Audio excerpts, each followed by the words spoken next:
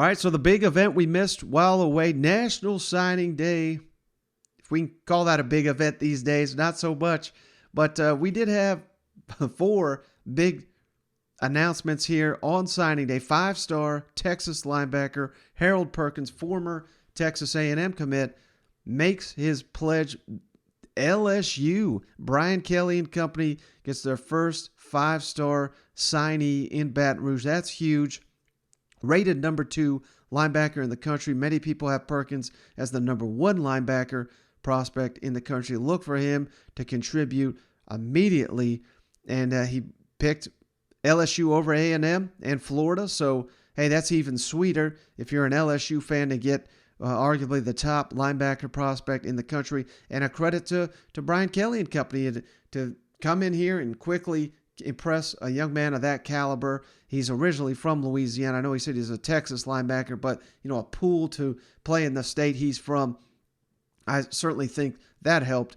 But, hey, don't cry for the Aggies because they landed 5-star Florida defensive lineman Shamar Stewart, number 3 defensive lineman in the country. A really, really big prospect that he's got an elite combination of size and strength and speed, given his size at that defensive line position. He picked Texas A&M over Georgia and Miami, so that was a hell of a win there for Jimbo and company. But they weren't done yet because they also added 4-star Louisiana defensive back Jacoby Matthew, the number 2 safety prospect in the country. So, hey, you're landing some elite talent. A&M already had the number 1 recruiting class. Now it's officially the best recruiting class, at least ranking-wise, of the recruiting era. So, hell of a job there. We're going to get down to some more of that here in just a moment. And then last but not least, the other National Signing Day big announcement here. 4-star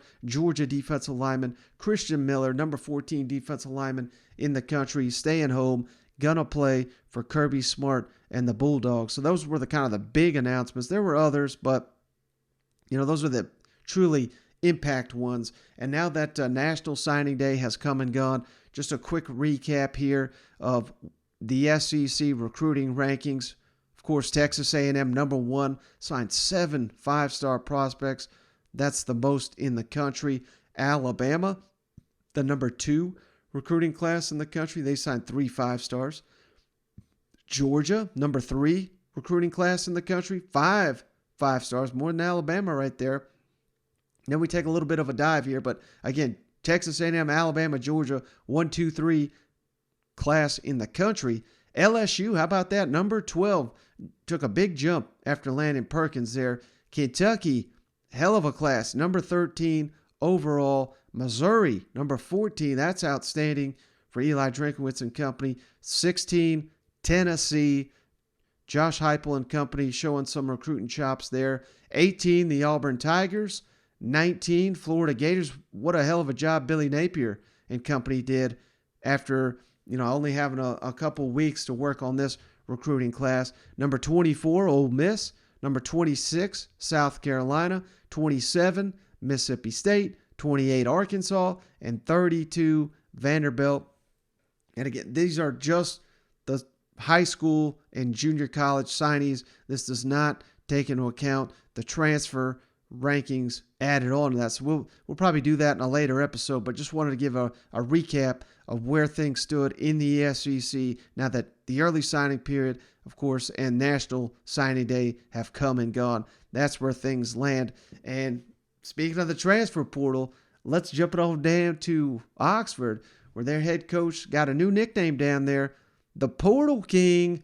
If you missed it here, I'll throw it up on YouTube. I mean, this was classic Lane Kiffin here, throwing out the Tiger King mock of the Ole Miss Rebels. Lane Kiffin dominating the portal, and they've done it with, they've already had a number of additions here, but then leading up to National Signing Day, the 2 big ones that all Rebel fans have been waiting for, Southern Cal quarterback Jaxson Dart and Southern Cal tight end Michael Trigg are officially Ole Miss Rebels.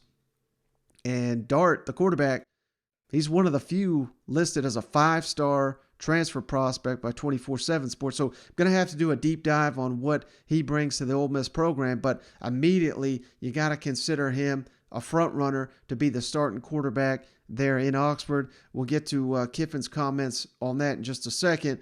But, you don't bring in a guy of this caliber with the intention of sitting. He intends to play, no doubt. Trigg, arguably the top tight end prospect in the transfer portal. They also added Georgia Tech defensive end Jared Ivey. Should be a nice little pickup here. And Ole Miss fans are going to love this. Mississippi State receiver Malik Heath caught 71 passes, 749 yards, 8 touchdowns the last 2 seasons for Mike Leach. Now he's flipping sides. Now he's playing for Lane Kiffin, wants to play for the winning side there in the Egg Bowl rivalry. So those are just some of the many additions that Ole Miss has made via the transfer portal this offseason. They currently have the nation's number 2 transfer portal class, second only to Southern Cal, so the best in the SEC, and that will really bumps up their offseason talent acquisition rankings. And that is something that Lane Kiffin hit on here on the transfer portal and Ole Miss success, how they've been able to do it. And while he's in there, he's going to throw in some shade here for Jimbo Fisher and Texas A&M. Hey, Lane, you just kind of referenced the Portal King tweet yesterday that I know you're being playful about, but you've had a lot of success in the portal the last 2 years. Has it gotten to the point where you anticipate going even heavier into the portal with future classes than maybe you would have anticipated a couple of years ago? Well, they make the rules, and I just, try to come up with ways to attack them and do the best of the situations that they put us in and allow us to be in. So I am proud of our staff because I think we, maximized it and did a great job. Didn't lose very many, players that we had that had roles here and added a lot. So, that's kind of like free agency. You don't want to lose a lot, you want to get a lot. So we definitely did that. And, I am proud of that, of our staff just saying, okay, here's the rules that are kind of, in portal and trying to figure out throughout the end of the season with all that going on and, just trying to do it better than anybody else does it. So, and so I'm proud of that.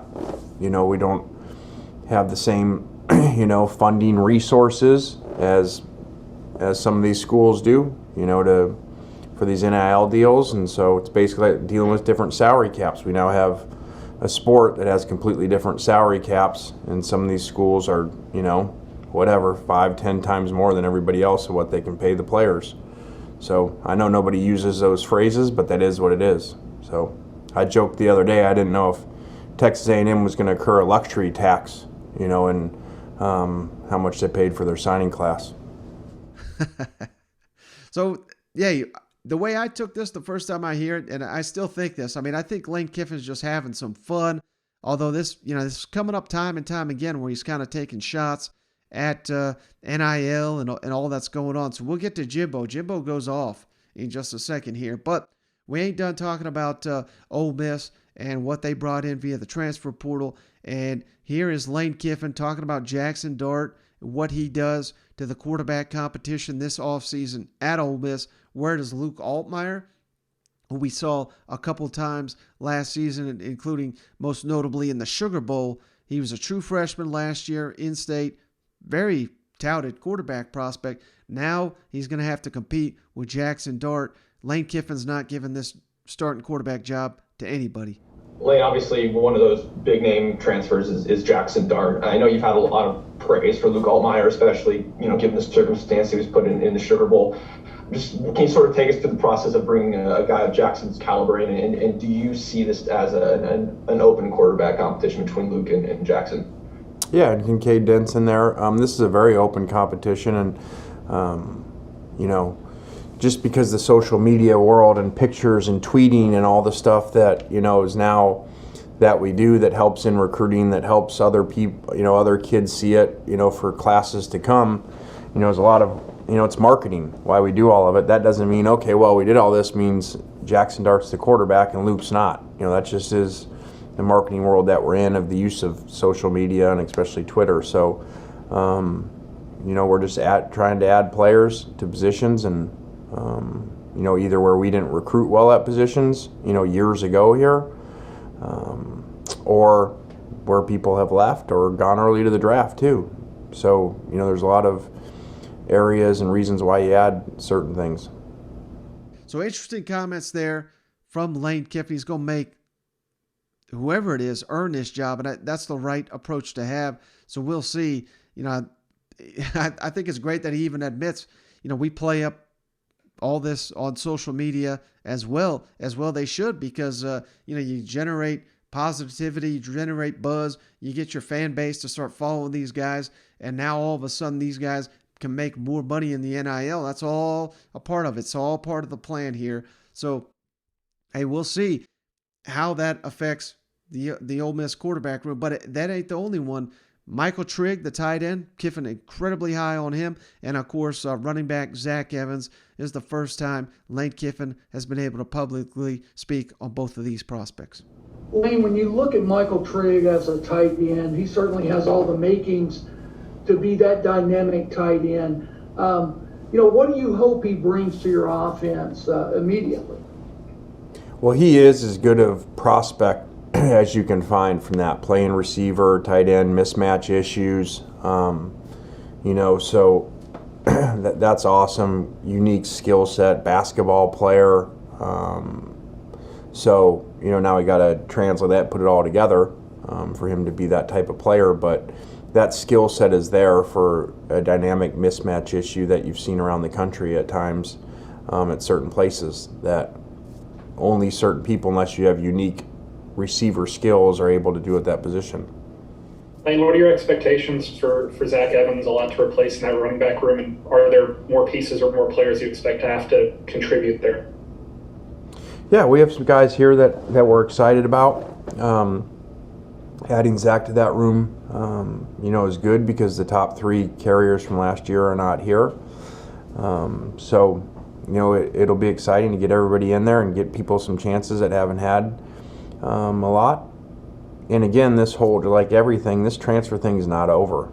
You're going to see a whole nother, until they figure out how to do this better, you're going to see a whole nother group after spring ball that leaves places. So this is an ongoing thing. So, it's kind of like, I joked about the rankings in portal number one, whatever. Obviously, I don't care about rankings. I'm just joking because they don't mean a whole lot until you get the production. It's like draft grades.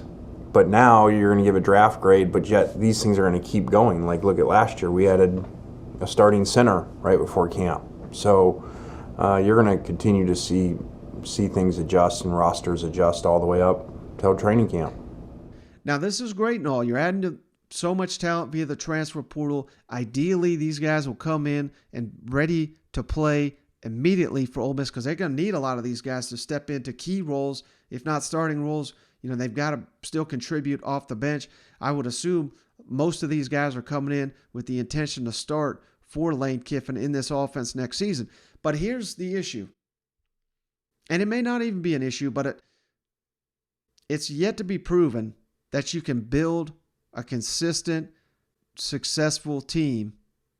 I'm just talking college football in general, but especially in the SEC, if you're just doing it via the transfer portal, which is basically what Ole Miss did here. Again, number 24 class in the country. I mean that's not terrible or anything, but in the SEC, again, you're talking the 11th best class in the SEC. So damn near everybody in the SEC's got a better recruiting class than you. Can you consistently do this year after year? Because ideally, these transfer players, they're going to have one good year, and then they're off to the NFL, maybe two. Then they're off to the NFL. So again, I'm not saying that this strategy is going to blow up in his face and it's not going to work, because Ole Miss didn't get where they were. They didn't get to the Sugar Bowl last year, win 10 games without several key transfer additions to that roster. Can they replicate that success? It's not been proven that you can do it. The portal's such a new thing. You compound all these additions with new coordinators on both sides of the ball. That makes it even trickier. So, I'm not saying that Ole Miss, the fan base, is going to demand 10-win seasons every year from Lane Kiffin or anything like that. But, hey, the bar's been set. And now that it's almost like you're putting all your eggs in the basket of these transfers, because these guys are leaving their old school for a reason, and it's not because they're all dying to go play for Lane Kiffin as much as they may really, really improve their stock playing for Ole Miss. Hell, Matt Corral, I didn't think he could play at this level. I think now he's going to be the first quarterback taken in the NFL draft. That's what playing for Lane Kiffin can do for you. So I'm not trying to downgrade Kiffin, but if this quarterback doesn't hit, if this tight end doesn't hit, this running back doesn't hit, where are we at here with Ole Miss? And do we have quality talent behind them? Because if you do, I don't think you're adding 20 guys via the transfer portal, So I don't know. You're setting yourself up for, you're going to have to do this every year. And maybe it works, and maybe that's why they call him the Portal King, because he's going to have to be, if this is their strategy year in and year out, with his sitting here complaining about NIL and how we're not going to be able to compete with some schools, is what he's talking about. If we can't get elite high school talent, we got to get elite transfer portal talent, but you're going to have to do it every single year, and maybe he can do it. But that's a hell of a lot easier said than done, in my opinion.